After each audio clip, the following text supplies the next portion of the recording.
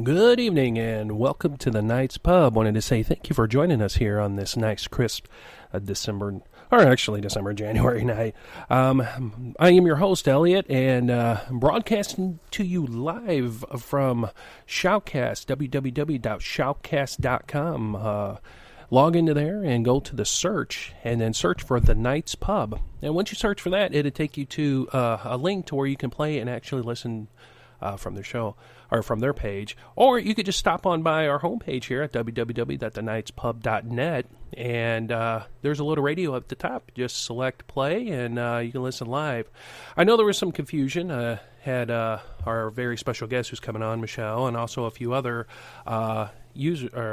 listeners that are quite frequent to the show shoot me an email and text, or a text, and just kind of was wanting to know if I had already been broadcasting. I want to apologize for that, and it's probably something I should have put out on the page, is that usually a day or so before we do any kind of live broadcast, either between myself or Brother Stan or a special guest that we're going to have on, such as this evening, what we do is we rebroadcast and we play our older shows just to make sure that our equipment is up and going, and also to make sure that if we do run into any kind of snafus or any kind of equipment problems, we get those addressed immediately. So we've actually been streaming the radio server here for about 3 days just to make sure that everything's up and going. But guys, I just want to say thank you for stopping by the Knights Pub. We actually have a very exciting guest to come on this evening, and we can't wait to have her on. Read her book, and also, the guys here at the pub have been talking about, the book and some of the videos and the interviews that she's been on. So, kind of want to get some general housekeeping things out.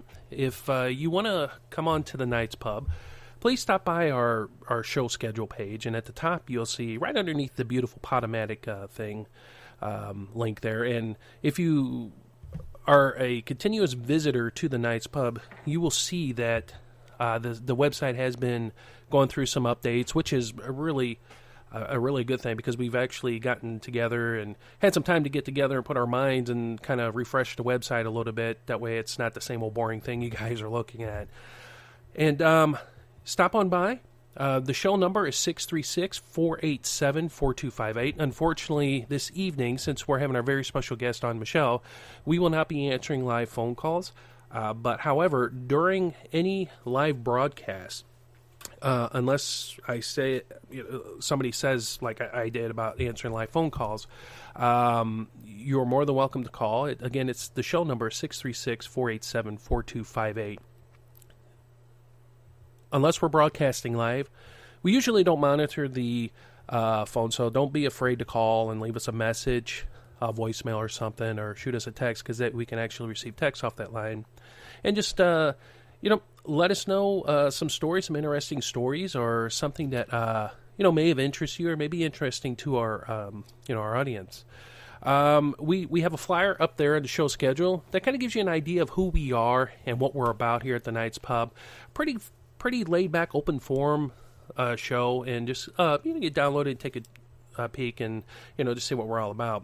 If you want to come on the show, please do not hesitate to send me an email at elliot@thenightspub.net, stan@thenightspub.net, or just to leave us an email in general, info@thenightspub.net. Now, here in a few moments, we're going to take a break, and what I'm going to do is I'm going to get Michele on the line, and then that way we can bring her on and get on with the show.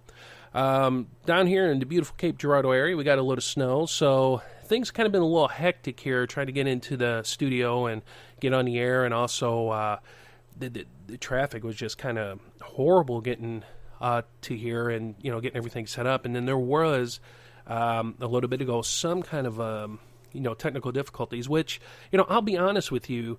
Every time we bring on a guest, especially somebody like Michele, who has dealt with something paranormal or something demonic, or dealing with that type of,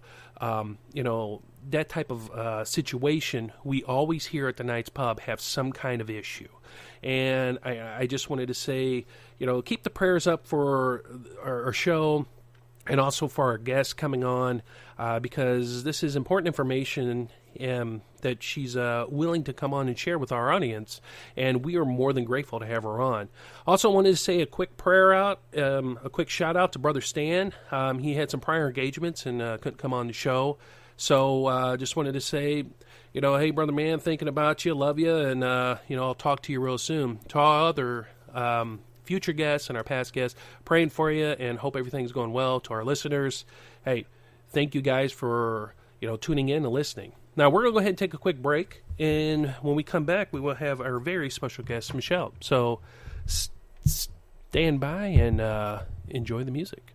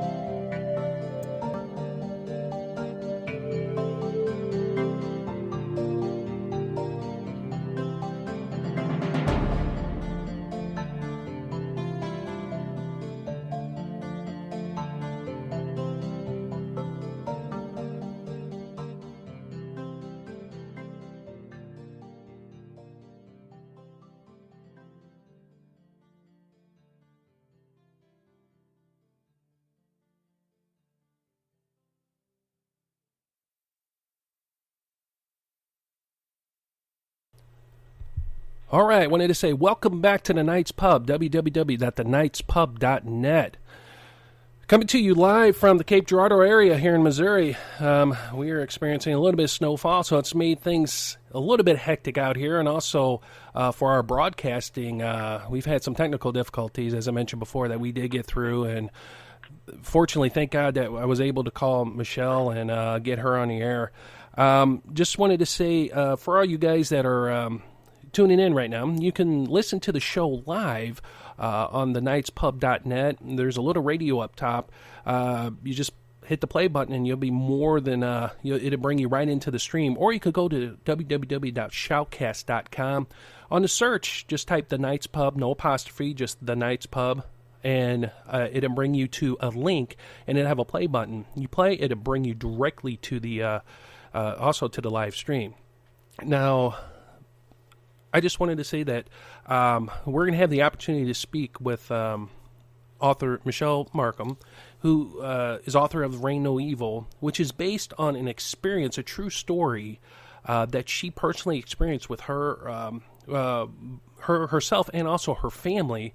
And it's a true story of a liberation from evil spirits that entered her home and attached to her after daring God to prove that he was real.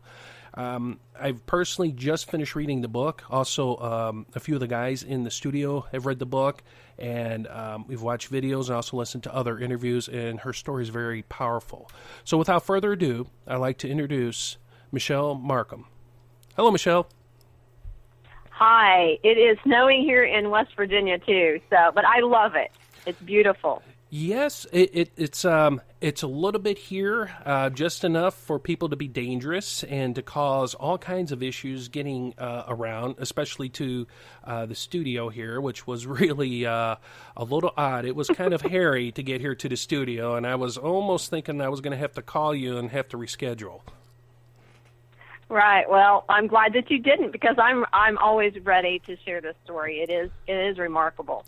Well, Michele, I just wanted to say before we get going that, and I know we talked a little bit off air, that myself, the guys here, and also I know our audience will greatly appreciate. They just appreciate you taking out time, because I know this is never an easy, thing to kind of jet out, because we're all busy in our lives. But thank you for taking the time to come on to the show and talk about your truly remarkable story. Thank you for having me. Now, I've read the book, and it was a very well-written, very informative book, and I guess one of the things that it took me, I guess not really surprised me, but you wrote your book from the perspective of fictional characters instead of using your first-person view. How did that, when you put the book together, how did that play into you writing a book? I mean, were you afraid of kind of how your information would be perceived by your readers, your viewers, or your family or colleagues, people that were close to you? Actually, I did change the names and the places because of the personal nature of the book. It is very personal, as you said you've read it. Yes. There is a lot of personal. It is my true account. I did write it based on a true story simply because of the personal nature. It involved people other than me, and for me to share my truth and my experience was one thing, but to actually name names, that wasn't my goal, was to call people out. It was just for me to share my experience without having to necessarily name names. Although, of course, people in a small community know who was involved, and that's expected. But that's why I changed the name. Okay, okay. Now, before these events happened to you, did you have any, experience or kind of information or just any knowledge or history with dealing with the paranormal or any kind of, evil or demonic entities? I had one experience when I was about 7 years old. I was going to a Pentecostal church, which is how I was raised, in a small town. And I remember I was about 7 or 8 years old, and a lady came in screaming. They sent all the children to the basement, and the elders all gathered around, and prayed for this lady and cast out an evil spirit, is what I was told. She was very crazy when she ran in. That's all I can remember. And I have spoken to the preacher, actually, at the time, is actually married to my mother right now, and they've been married for several years. And he actually recounted the story to me the other night in the living room, and was just reiterating that it was definitely an evil spirit to him, and how she smelled, and the odor, the just rancid odor that permeated from her when she came in. So he did substantiate that the other night. That's incredible. So when things started to happen, to you or your family, your home, did you immediately kind of just kind of realize, like, okay, this something odd is happening that's not easily explainable by just by physical or just human standards? What was your thought process? Did you kind of figure out that something odd was indeed happening?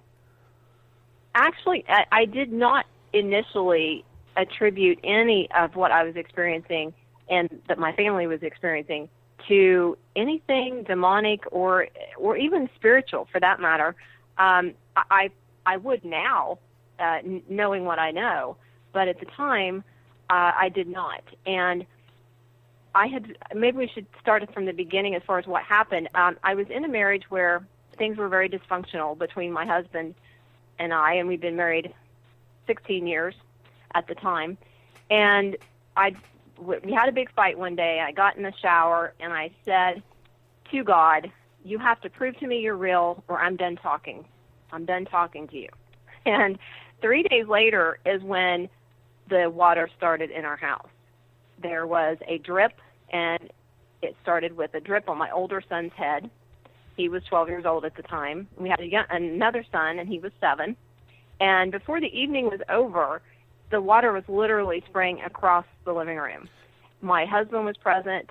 We were sitting watching TV. The kids were running downstairs. Oh, my gosh, and with the water dripping, and then it started spraying. And we looked for a water leak.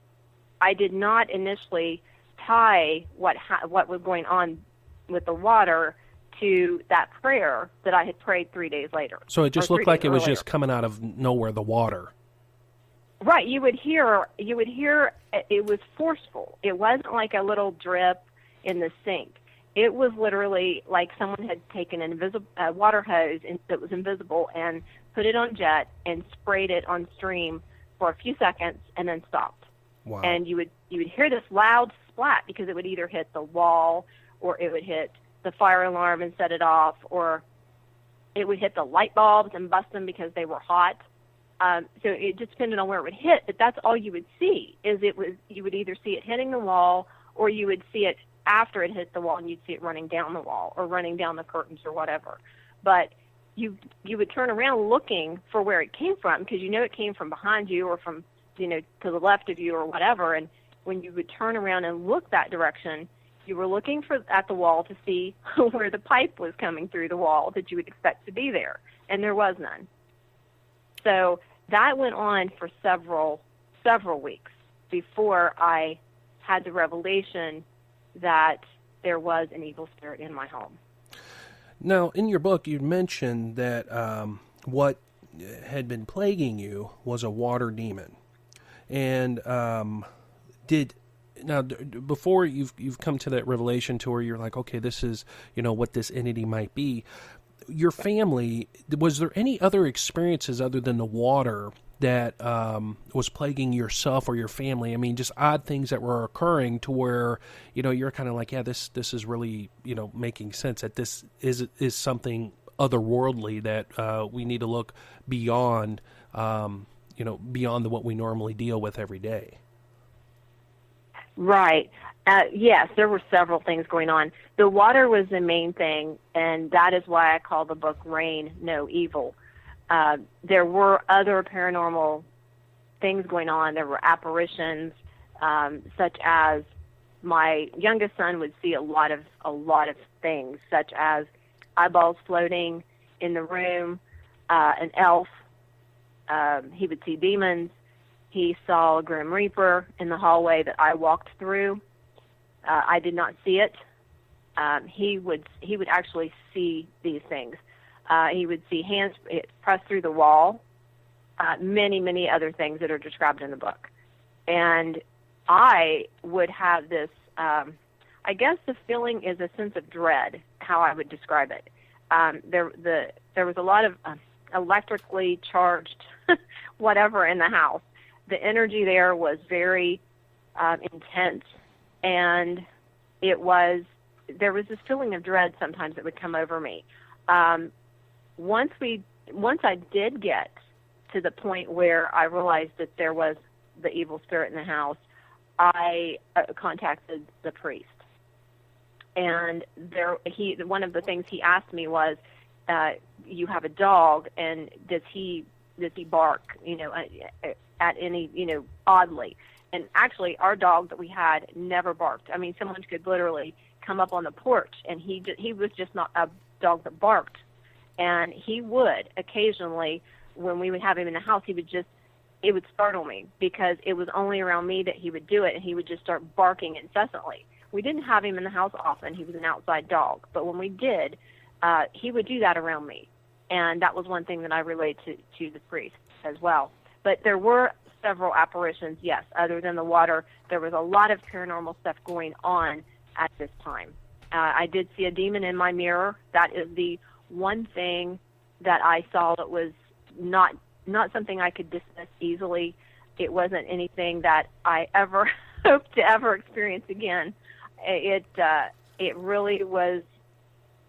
It was more real than even being here right now. It was that real. I mean, and I guess kind of, take us on, and I hate to just, flash back to that, but what was your initial reaction what was the atmosphere? I mean, what were you feeling, thinking? I mean, what was going on to where all of a sudden this thing appeared, and how did you identify with? I mean, was there any kind of eye to eye? I mean, what did it do that caused you to, basically freak you out? Okay, the demon, when I saw the demon in the mirror, yes. I had actually I had went to bed, I was asleep, and I had an out-of-body experience. That's what I would call it. I'd never had one before, and I don't know what other people's exactly are like, but that was what I would call it. I was not asleep anymore. I was actually out of my body, and like I said, it was more real than even I'm standing in my living room right now, and it was more real than that.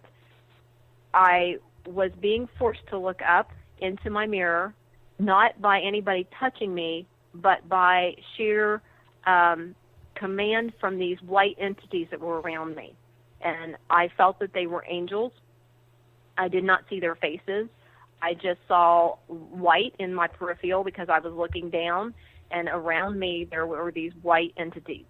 And they were telling me basically that I was going to look up. And I knew, when I knew I had to look up, I also knew that it was going to be the most frightening thing that I had ever experienced.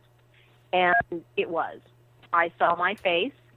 I knew it was me when I looked up into my mirror, and that face was also a demon's face. It was as if it was superimposed over my face, and there were large, deep scars, as if I had been carved like a pumpkin. They were black, like charcoal looking, and the top of my head tapered to the left, almost like a candle would, the flame would wave and taper when you would move it. The flame would move. That's how the top of my head looked. That is what I remember from it, and that's all I need. That's all I want to remember from it, because as soon as I saw it, I know it was just an instant, but I knew that was representing me not living like I was supposed to. And in the book, there's adultery going on with both my husband and I, and we were both doing it for our own reasons, trying to find whatever people try to find when they're doing that sort of thing. I myself, I can't answer for him, but for me, I was looking for love and acceptance, and I never found it that way. But I think when you're in pain, you're going to find a way to soothe that pain, whether it's something you would normally do or whether you would ideally believe is the right thing to do or not. And that's what I was doing. And I'm not making excuses for that. I'm just saying that's why I was doing what I was doing. And I know that's not for me. that's not who I am anymore. But this entire experience changed me, not because it scared me either. That was scary, yes. And I was actually right back in my body as soon as that happened. And I looked in the mirror. I was instantly back in my body, and I woke up, screaming, praying out loud, which startled my husband because I don't ever wake up screaming, and definitely not praying out loud like that. So he didn't know what to think. That happened actually before the water had started in the house. The experience with the demon did.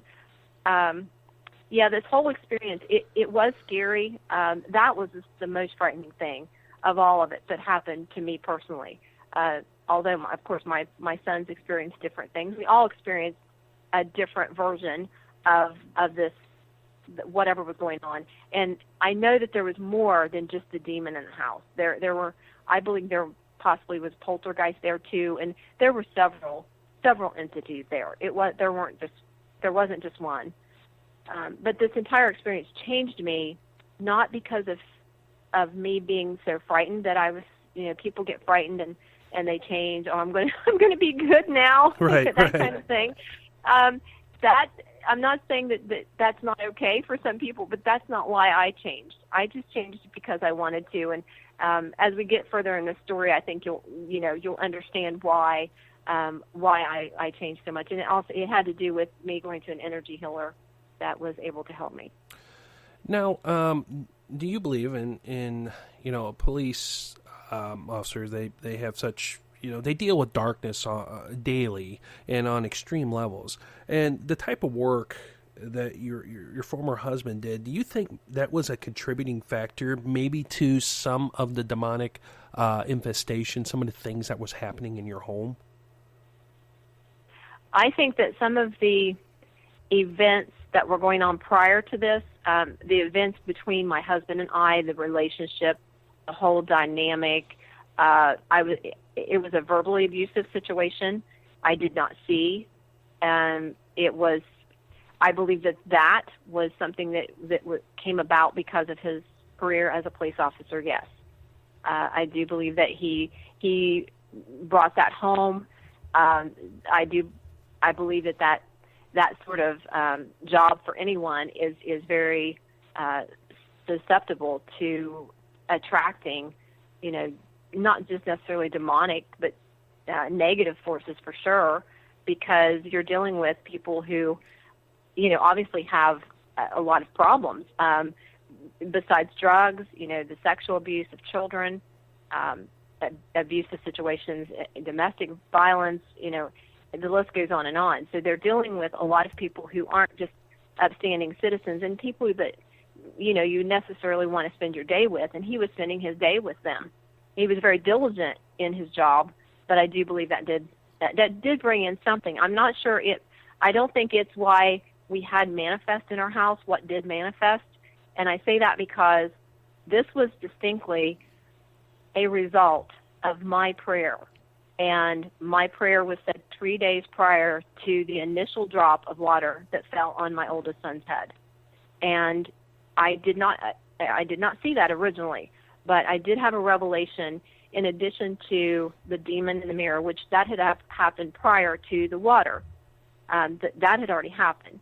And then when the water started, I still did. I didn't believe that there was anything. It didn't even cross my mind that it was a spiritual sort of problem. But when my sons started seeing these, orbs and floating eyeballs and so forth, I was praying. I was at school. I was a high school teacher for 20 years in Mason County, West Virginia. Oh, and God bless you. Point Pleasant, West Virginia. Of course, you have the curse of the Mothman, which I understand is being seen around the country. I think he was seen in, someone told me, Arizona, I believe, the other day. And wow. Point Pleasant, actually, here about the end of November, right before I was on Coast to Coast with George Norrie, the week exactly before that, the Mothman was supposedly seen in Point Pleasant, West Virginia as well. And I don't know any more details about it than that, but That is where I taught high school at Point Pleasant High School for several years. And ironically, my house was not very far from the original sightings of the Mothman. It was probably only not even 10 minutes from there. It didn't have anything to do with the Mothman, but I do believe that my prayer was the reason for the manifestations in the house. And I was on planning period one day at school, and when all this was going on, right in the thrust of it all, and I started praying again. And I'm like, okay, why is this happening? You know, what can I do? We had had contractors through the house, plumbers, we had the water company come, we had specialists come that the insurance company sent. I mean, the list goes on and on. I bet we had 40 to 50 people through our home in a period of 2 weeks.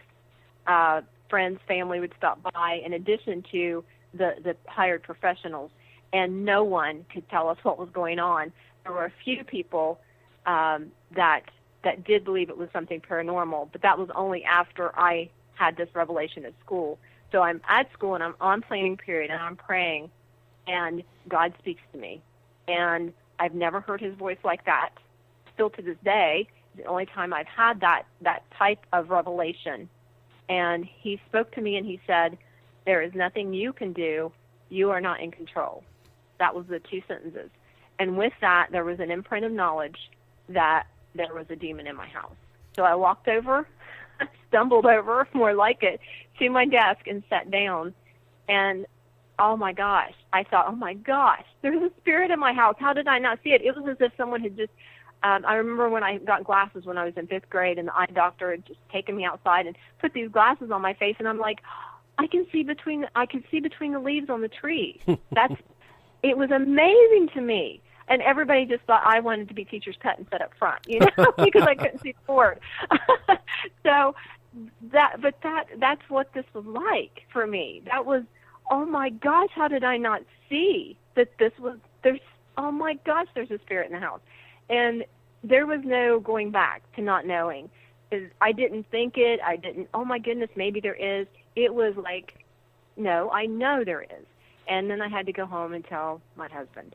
And I knew that wasn't going to go over well because he was going to think I was crazy, and indeed he did for a while until the priest came and actually was able to get rid of it. And once that happened, we all became Catholic out of it. Now, what was the priest?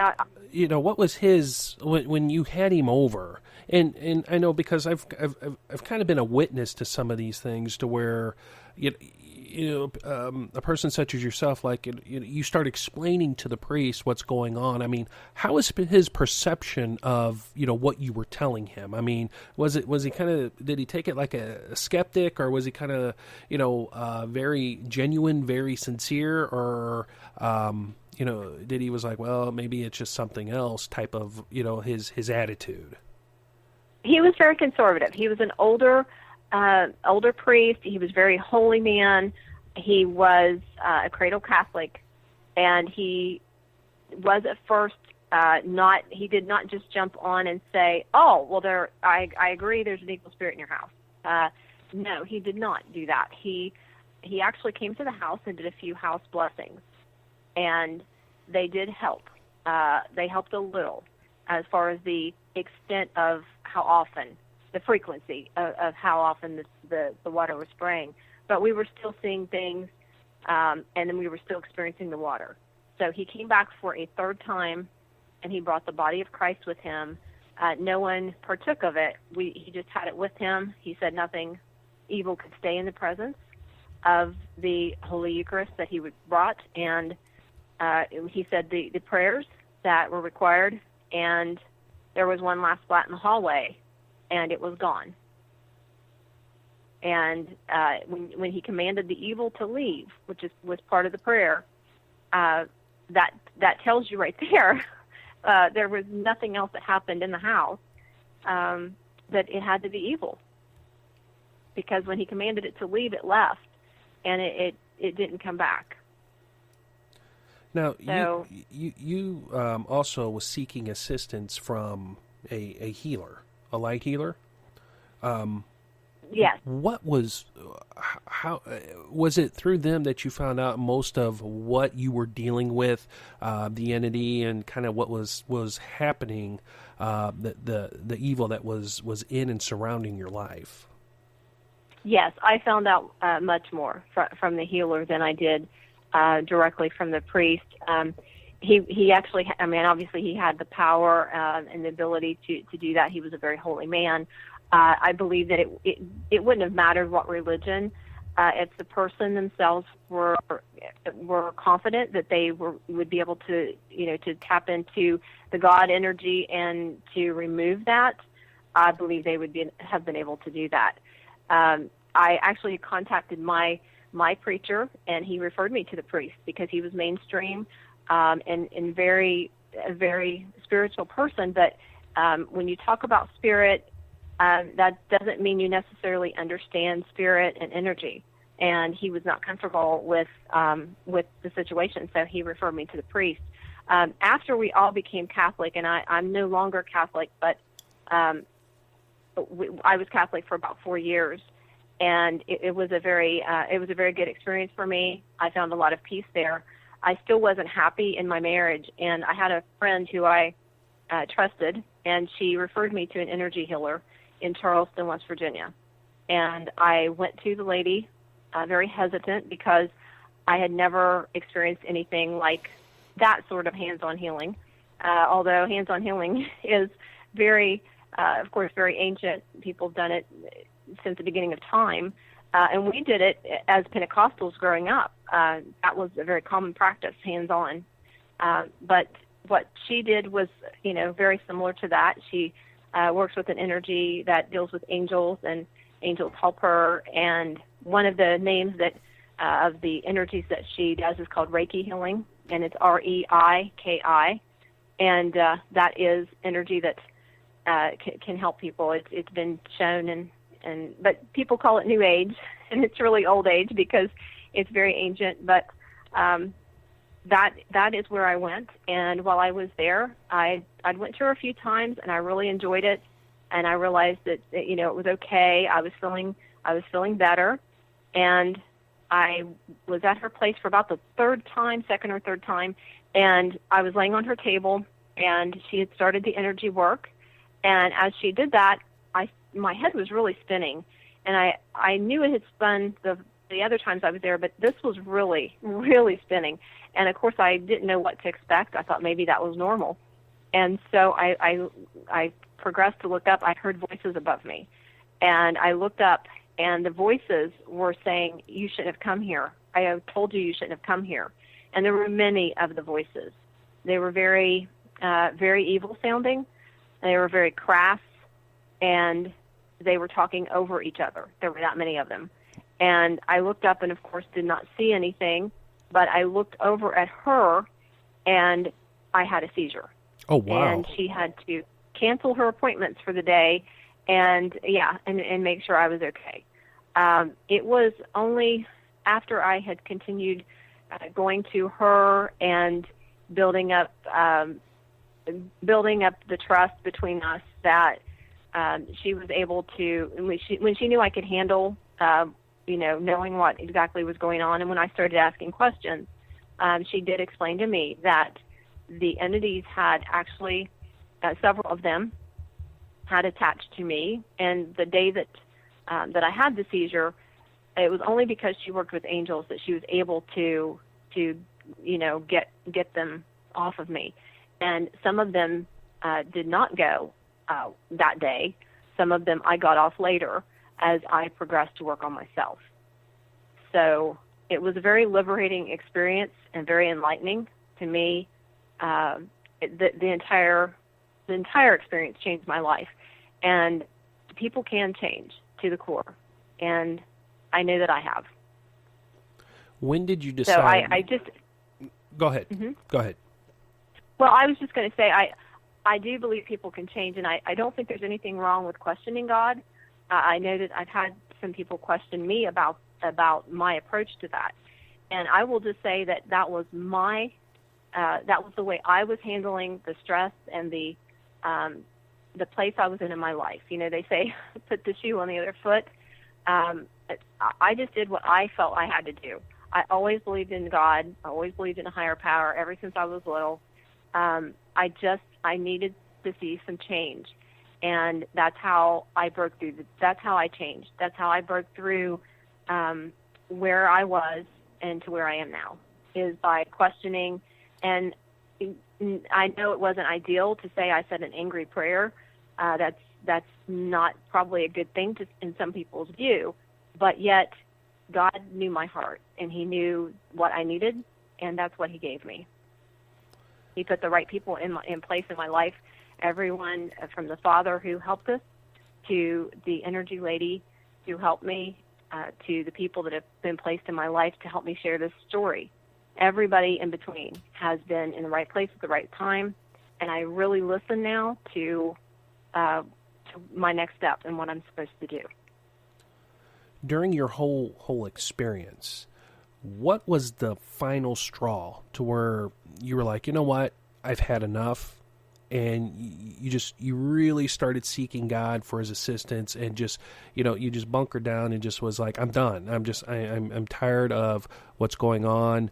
I'm ready for a change. I'm ready for the positive. I'm ready for the light to enter in my life and, dispel this darkness. What was that final breaking point for you? Well, for me, it's what starts off the book, which is where my husband is doing some construction work in the garage and asking me to hold up a piece of drywall above my head that I was incapable of holding up. And it was very impractical. And I actually, I lifted weights. I was in shape, but it wasn't something that I was capable of. I weigh about 105 pounds, and sheet of drywall is pretty heavy. So that was the day, and that's what starts off the book, is that experience of me being asked to hold that up and just saying, some choice words and throwing it down. And that was the day that I said the angry prayer in the shower. And of course, the fact that I said it in the shower and that the water was present, I believe that's why the water was in the house. I think that water was a portal to that. But that was the final straw for me. I'd been going to church, so had my husband. It's not like we were, what you'd say, backslid. It wasn't like that. We were both going to church, and still all of this was going on. And so the book, it encompasses a lot of topics. It certainly does. It encompasses verbal abuse, the paranormal, spiritual questioning. There's many elements in this book, and I would encourage anyone who's interested in knowing more to definitely read it. I do have a website, Reign No Evil. It's got everything on there you would need. You can order it from that website. It's also on Amazon, and it's also on Kindle.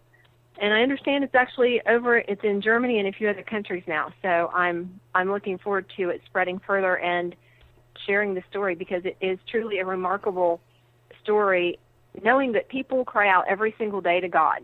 I know that I had before, and He was probably answering me in quite not so a bizarre way. And I just didn't notice. I did not notice.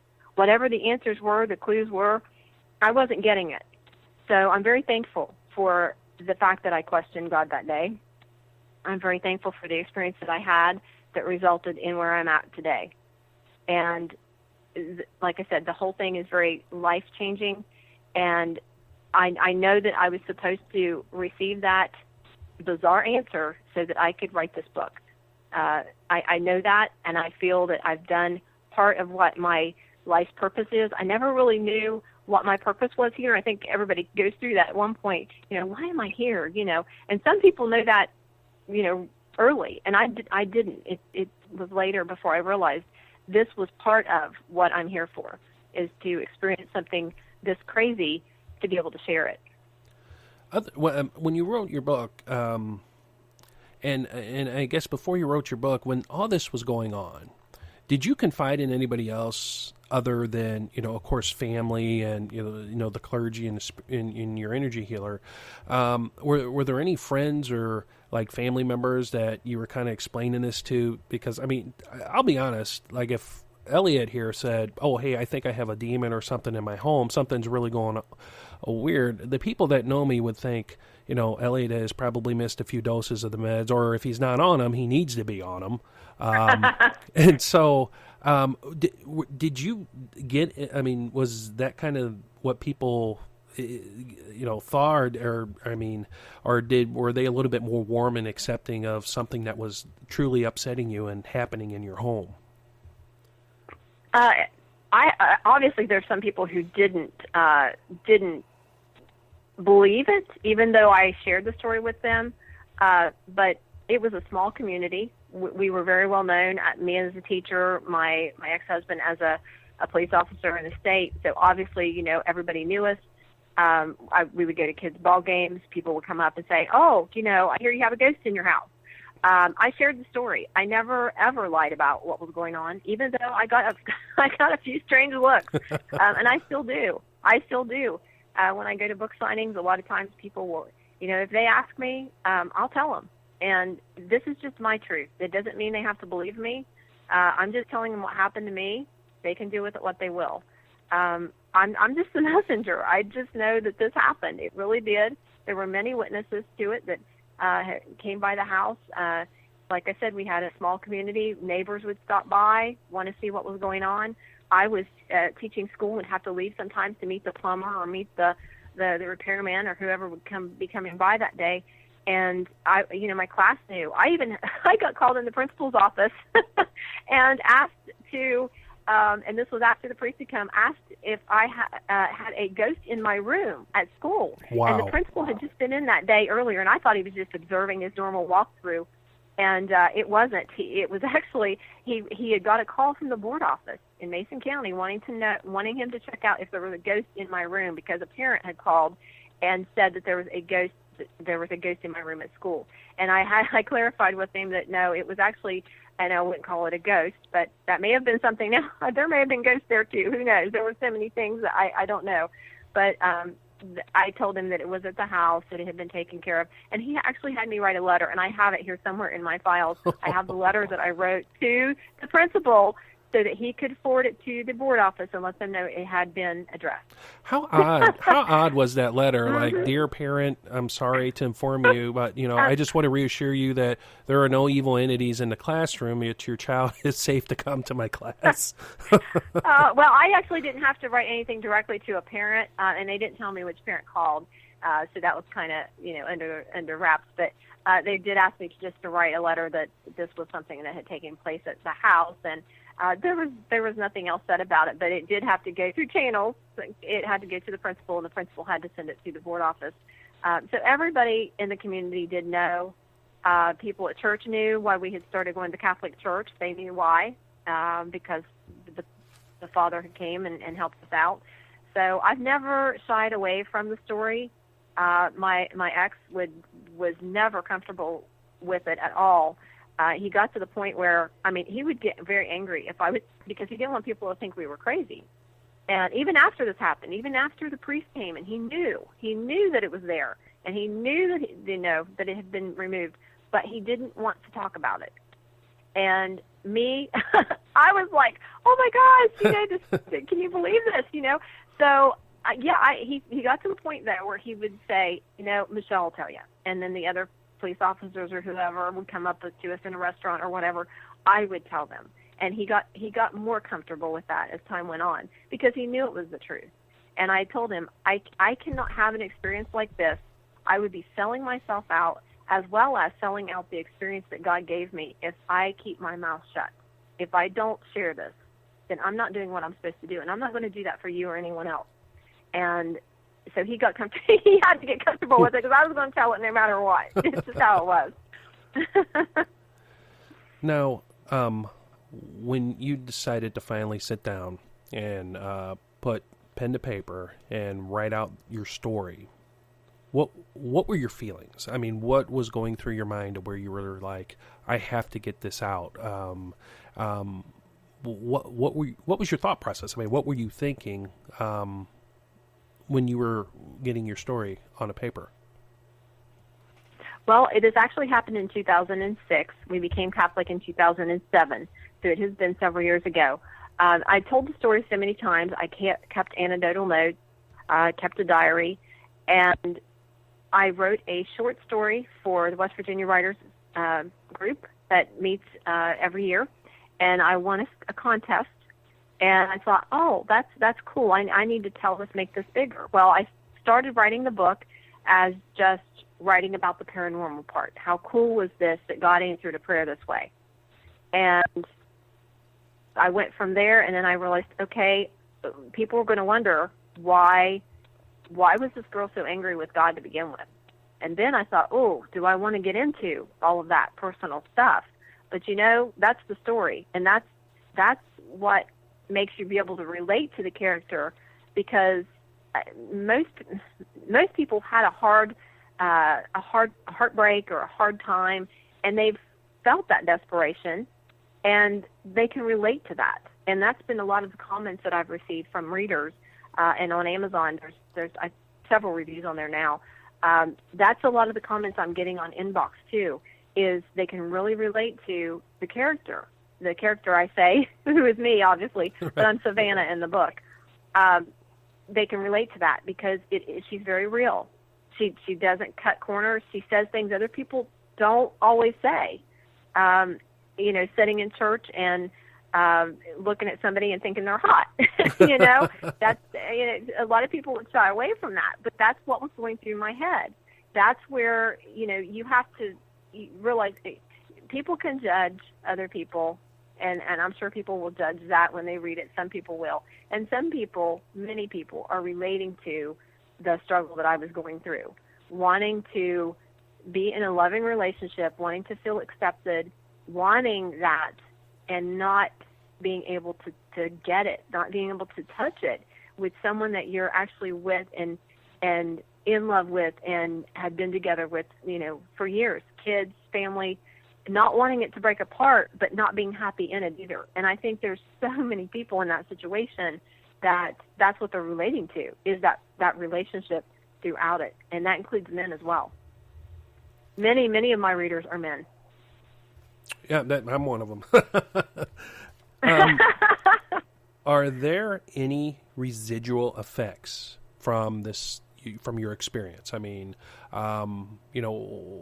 and you had mentioned earlier that, there were a few entities that had attached themselves. And it almost sounds like it was almost like maybe a mild form of the beginning stages of a possession or something. When were you finally free? I mean, rid of the other entities? Well, I do know that the day that I had the seizure, that several of them were detached from me then. They were attached to my auric field. They weren't inside of me. As I worked on myself and made decisions for myself that were the best decisions for me, and one of those was to, try to not say things differently to my husband, so that in the argument, I wasn't feeling as hateful and didn't feel the need to get back. That as I worked on myself, as I worked on making decisions that were more life enhancing for me, not messing around with other men, realizing why I was doing it. That encompassed a lot of things. When you work on yourself and you start digging, there's just lots and lots of dirt in there. And as I worked on that, that's when I was able to gradually feel better. I don't know when the rest of them left. I just know that the energy lady I was working with and still do work with said that they did leave. A lot of them just, when you stop engaging in certain activities that are portals, they will leave you. And I don't know the day that they left, and it probably left at different times. But as far as any residual effects, the only residual effects, residual kind of has a connotation of being derogatory, but I have a lot of residual effects, but they're good. They're not. There's nothing negative in the effects that are lingering with me. The place that I am in right now is where I'm just very thankful for the experience. I love sharing this story, and I continue on the path that I set out on when all of this happened, and that's just to live a life that makes me feel good and makes me feel like I'm being a part of helping to make the world a better place and not just add to despair and deceitfulness and all of that. I'm not about that anymore. Everybody's on their own path, and I'm in a very good place because of everything that's happened to me, and it just keeps getting better. I keep listening, I keep learning more, and I'm enjoying that. I'm enjoying learning more about spirituality and how to make myself a better person. And that's the resounding effect that is permeating right now with me. And that's excellent. That really is excellent. Michele, we're coming up on our time here. And, before we wrap this up, are there any future projects that you're working on that you'd like our audience to be aware of, to know about? I actually do. I write for a paper, and I also have a radio show called Life Speaks, if you go to lifespeaks.info. But I am working on a new book, and it's set in Ireland. I love that country. It's magical. And it should be out, maybe early 2018, so about another year, but I am working on it. And it's a very cool story about a person who walks into another person's body. And no, this did not happen to me, at least not yet. Not yet. But they can go to rainnoevil.com, and that's rain like water, rainnoevil.com, if they'd like to find out more about the book or about me. I also have MicheleZirkle.com, which tells you more about speaking engagements that I will come and share the story with groups and women's groups in different places as they request me. That sounds wonderful. Michele, I just wanted to say thank you so much for taking time out of your busy schedule to come on to the Night's Pub. And this is a fascinating story. And for myself, I've read your book. And to our listeners, please go to her website, get her book, and read this book. It is a phenomenal read. Michele, thank you so much for coming on to the show. Thank you, Elliot. I really appreciate it on this snowy night in West Virginia. Good night to everyone. Thank you, and have an excellent night. You too. Bye-bye. Bye. Alrighty, my friends. What an incredible story. What an incredible lady. I mean, I had just finished her book 2 days ago, and it is a phenomenal read. I mean, it really does. I mean, it.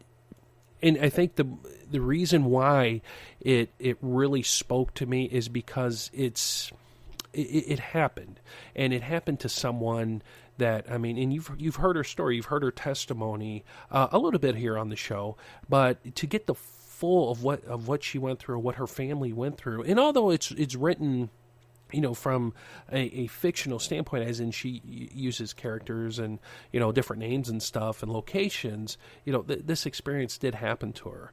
And Michele, if you're listening, either now or on a rebroadcast or pod show, I just wanted to say thank you so much for coming on, and I greatly, greatly appreciate it.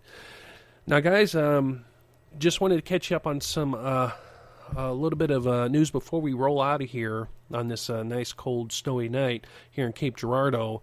The show number is 636-487-4258. Please feel free to give us a call. Give us a call, text, and just let us know if there are any subjects, or even if you want to come on the show. There is a flyer here that is on that the show schedule that you can download. Just check out who we are.